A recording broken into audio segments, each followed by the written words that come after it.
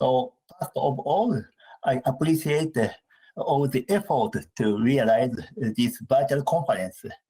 And I really hope that this conference will be successful, even though the on-site conference it was cancelled, unfortunately, due to the pandemic.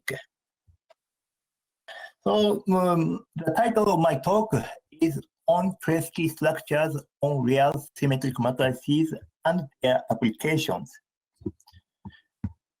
So, and I introduce my new notion, Cholesky structure, as a generalization of fill-in free property of a sparse matrix with respect to the Cholesky decomposition. So the fill-in free property is a useful and important notion in applied mathematics. So I believe that my Cholesky structure will be also important in linear algebra. Actually, this fill-in free property plays a crucial role in the theory of so-called decomposable graphical models developed by Professor Stefan Loriten and Professor Letak and Professor Mazam and many authors. And using my Cholesky structure, I can generalize the results for Gaussian section model associated to decompose the graph with symmetry of vertex permutations. So, roughly speaking, so we consider the multivariate analysis and the invariance of permutation of data. So here is the plan of my talk. First, I introduce the Cholesky structure, and second, I introduce the graphical model. So symmetry of vertex permutation is expressed as colors on the graph, like red edges, blue vertices, etc. So I introduce such notions. And third, as the application of Cholesky structure, we present a general result for Gaussian section model with a precise Cholesky structure. So this is the joint work with Professor Gratik, Bartosz Kowalczyk, and Professor Hennenfent. And I also like to express my special thanks here to Professor Stefan Loriten, who suggested me to work on these colored graphical models as the last Lumini conference in 2017. It was exactly the starting point of my research presented here.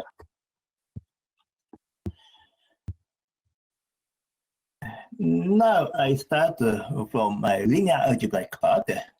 So let Pn is a set of definite real symmetric matrices.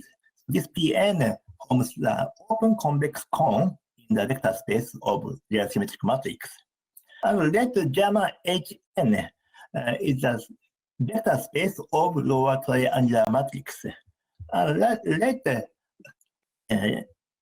capital Hn is a subset of Hn. This is Hn is the set of lower triangular matrix with positive diagonals. And actually, so this capital Hn forms a Lie group. So this is caused by multiplication, and gamma Hn is the Lie algebra of the Lie group Hn. And if T is an element of Hn, so this is lower triangular matrix with positive diagonals, then T transpose T is the element of positive definite matrix. And this map is bijection. In other words, for each X in positive definite matrix, there exists a unique lower triangular matrix with positive diagonals such that X equals Tx times transpose Tx. This is Cholesky decomposition. And when X is sparse, and so X has many components, then Tx is sometimes sparse. For example, if X is such tri-diagonal symmetric matrix of definite, and then the corresponding Cholesky decomposition Tx of the form of this. So this component inherits to the lower triangular matrix. But it is not always the case.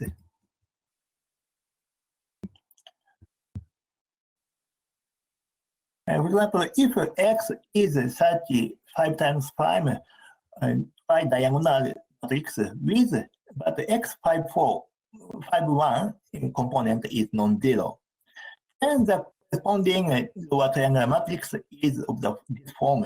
So some zero comes from the original X, but 5-2 component and 5-3 component is not necessarily zero. So we have to fill in the 5-2 and 5-3 component.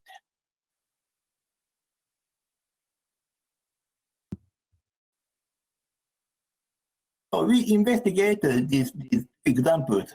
First, let that one be a vector space of symmetric second example. And consider the subspace of H5 spanned by Ex. Ex is of this form, so we fill in there.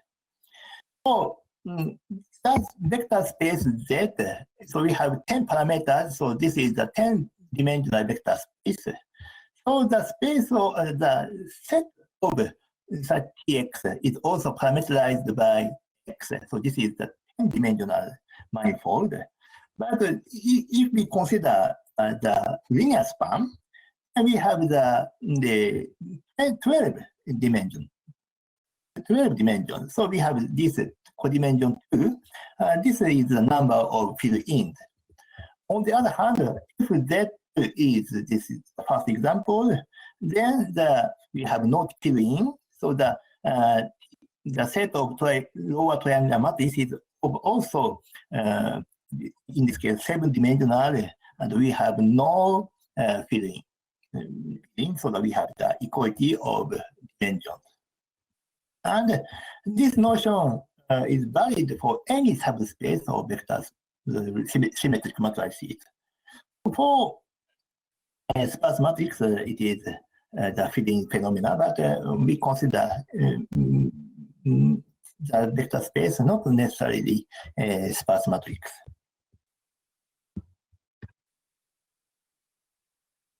So we arrive at the new notion. So let that be a vector space of symmetric matrices containing identity matrix. We say that such Z has a trace structure if this equality for the dimension holds. So this is the natural generalization of fill-in free property of sparse matrix. For X in symmetric matrix, define X subcheck is a lower triangular matrix defined in this way. And we define X hat is a transpose of X check. So this X hat is upper triangular matrix. We have X equals X check plus X hat. This is an additive version of decomposition, but it's much simpler. Let that check denotes the space of X subcheck. This is the vector space of lower triangular matrix. And if identity matrix is contained in Z, then that check equals the tangent space of this manifold in the set of lower triangular matrix. So that the linear span of this manifold contains this tangent space, so we have always this inclusion.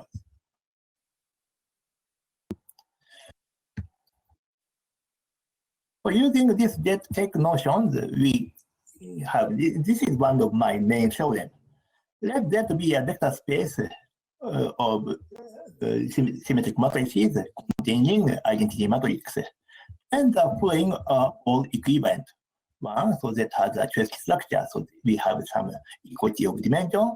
Second, the linear span of this lower triangular matrix equals this Z-check.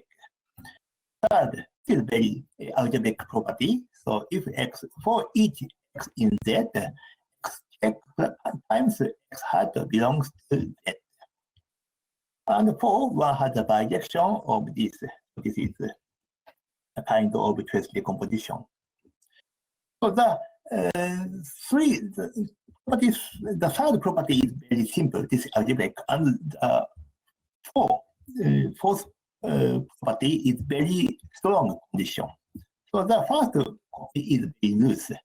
So this is, but these are all equivalent. 1 and 2 equivalence of 1 and 2 is obvious because so we have always the inclusion of that check is always contained in this left-hand side. So the equality is equivalent to the equality of dimension. So 1 and 2 is obvious. 2 and 3, 2 from 3 is not difficult. It is not obvious but easy.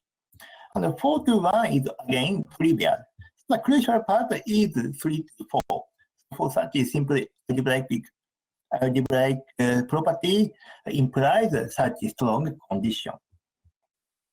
To investigate from 3 to 4, we introduce algebraic structure. For two symmetric matrices X and Y, we define the linear product X diamond Y equal this way. So the second term Y check X hat, the transpose of second term equals first term. So this is again the symmetric matrix. And next to this question 2, this identity matrix is a unit element of this linear product.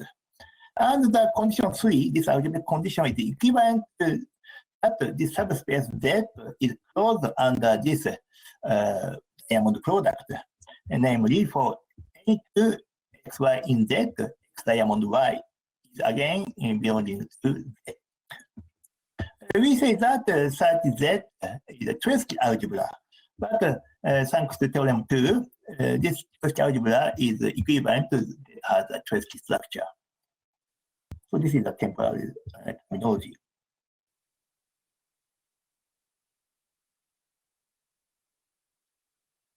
So how to find such Cholesky algebra? So this is one method to generate Cholesky structure, Cholesky algebra. So let that be a Cholesky algebra, and W be another data space of rectangular matrices such that U in W, then U transpose U belongs to Z. Then we consider the vector space of this form of size m plus n, so C transpose U, U, X. And this is again Cholesky algebra because here is the lower triangular part, here is the upper triangular part, so this is the multiplication, then this is again EZW. And so we say that EZW is an extension of Z by W. Starting from one-dimensional Cholesky algebra, we repeat this extension procedure, and we get many examples of Cholesky algebra. And the crucial part, the important things is this procedure exhausts essentially all the Cholesky algebra.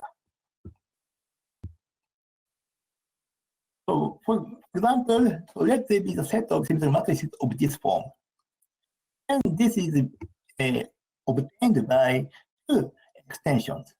We start this space with C3 by this blue component extension. Then we have the C2, B, B, C3. And again, so we consider this space by extension. We have this. First, B. Then second, this is A. We have two extensions, and we have this Cholesky algebra. So we say that the Cholesky algebra is standard if that is scalar matrix or that is obtained by the repetition of such extension procedures.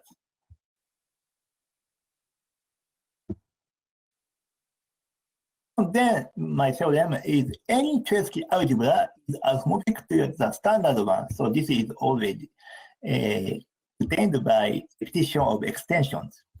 And the isomorphism is given by appropriate permutation of rows and columns.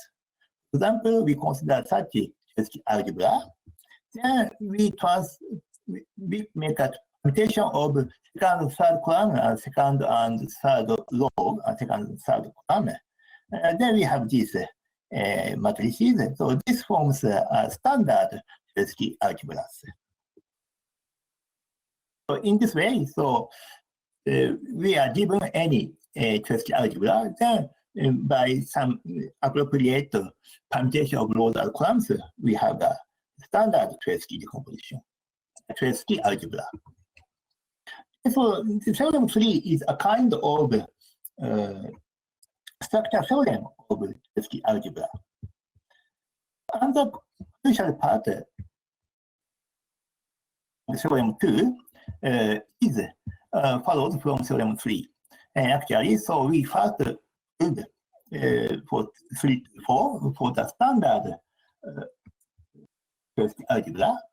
And by theorem 3, we have the result for any Cholesky algebra.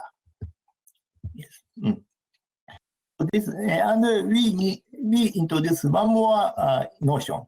We say that a subspace Z of symmetric matrices has a quasi-Cholesky structure if there exists an invertible matrix such that ZA, this is a set of X transpose A, has a Cholesky structure. So that itself has no, even though it has no good behavior under the Cholesky decomposition, but if we consider, we find such matrix A, that A has a behavior. For example, a vector space Z of the form, this corresponds to the curve graph. This part is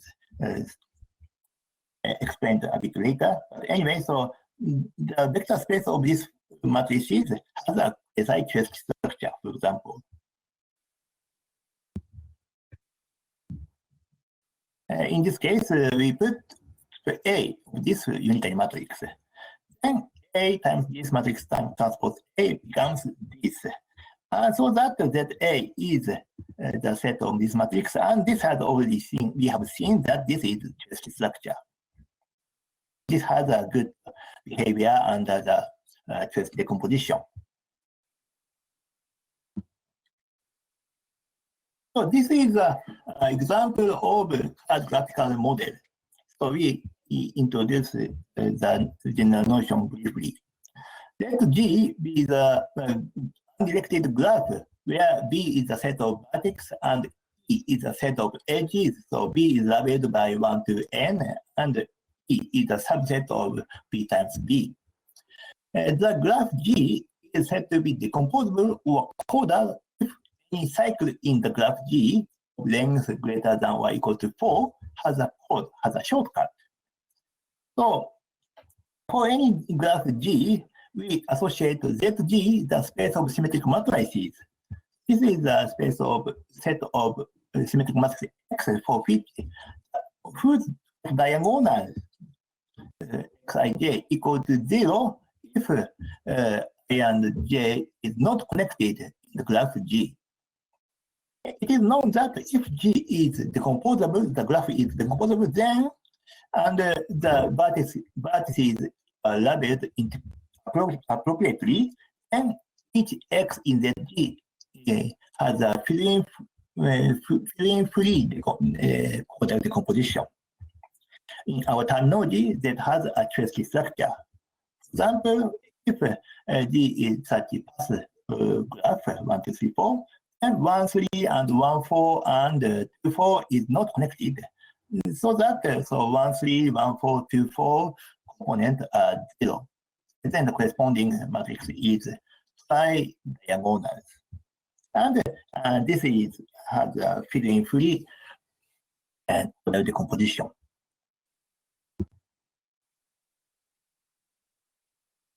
So now we consider the invariance by the permutation of vertices of this model. So let odd G, the automorphism group of G, is a set of permutation of vertices such that sigma I and sigma j is connected if and only if I and j is connected. So G is a permutation of vertices preserving the graph. and let gamma be the any subgroup of automorphism group, and define ZG gamma is a subset of ZG, is a subspace, which is invariant under the gamma in this way. And this corresponds to the colored graph, where the vertices and edges are colored so that the objects map to each other, so by gamma have the same color. Example, if graph is this path graph 1, 2, 3, 4, and gamma is a full automorphism graph consisting of identity and transposition of 1 and 4 and 3, same n. Then we have a colored graph here. So 1 and 4 are mapped to each other, 2 and 3 are mapped to each other, edge 1, 2 are mapped to edge 3, 4. The corresponding space of matrices is of this form. And we have seen that this ZG gamma has a quasi-Cholesky structure. And my theorem is that if G is decomposable graph and gamma any subgroup of G, then ZG gamma, so the graphical model with variance under the gamma, has a quasi-Cholesky structure. And the crucial point is how to find A for which ZG gamma has a Cholesky structure. So ZG gamma has has a good behavior under the Cholesky decomposition. Anyway, so I have no time to learn how to find. But anyway, so using theorem 4, we can generalize rich analysis on the decomposable graph developed by Letak and Masam. So here I explain the result. So let that be a vector space of symmetric matrices such that intersection of Z and positive definite cone is non-empty. I denote intersection by PZ. This is the open convex cone in Z. And we consider the statistical model of M like this. And so this is the family of normal distributions, the mean, and their concentration matrix belongs to the cone PZ. If Z is a set of sparse matrix, then this is the graphical model. And if Z is ZG gamma, then this is the graphical model. But if first we consider the general framework, so we don't put any assumption of Z. Let's find Z with the orthogonal projection of symmetric matrix onto this subspace Z. And let x1, x2, xs be the IID, so independently identically distributed random vectors obeying this normal law with sigma inverse belongs to PZ. And the random matrix Y is the sufficient statistics of this model M. Let WS gamma denote the law of Y, which we call the visual law for the model M.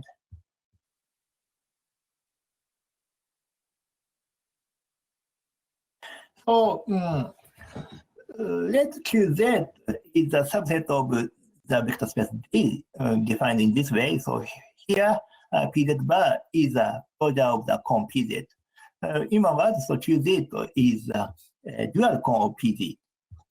It is known that if X is in PZ, then the projection of X inverse belongs to QZ. And we have a bijection from PZ to QZ in this way.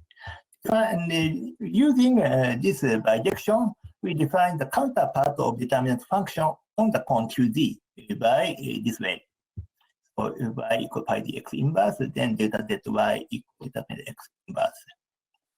And if the long gradient, then the long gradient map of delta z gives the bijection QZ to PZ, and actually, so this gives the inverse of this projection. And this map is very useful in statistics because if x1 to xs are sampled of the model M, then maximum likelihood estimator of precision matrix is given by this way. So this is empirical variance matrix, and then this is projection. Then we have this map belongs to this maximum estimator, provided that this quantity belongs to Z.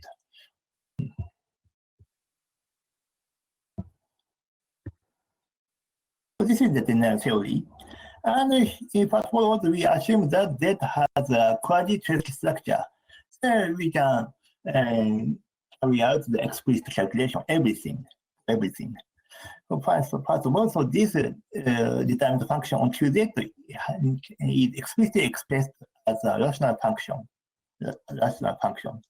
So the log gradient of this map is also rational, explicit rational function. So this maximum estimator is also expressed as a rational function of these samples. We define another function on QZ by this way. So this is the characteristic function on QZ. So this is the Laplace transform on PZ. This is also explicitly calculated, and we have the following theorem. One has this gamma type integral formula. So this is the generalization of Richard-Wiener integral formula.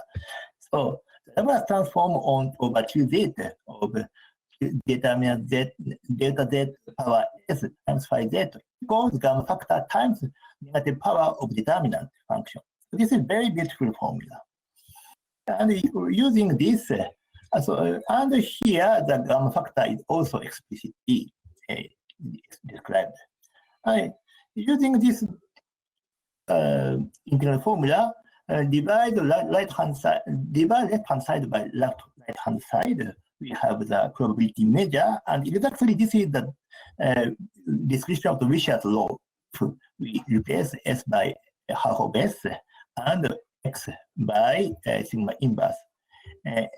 Namely, if S is sufficiently large, and the density function of the Richard's law is given this formula.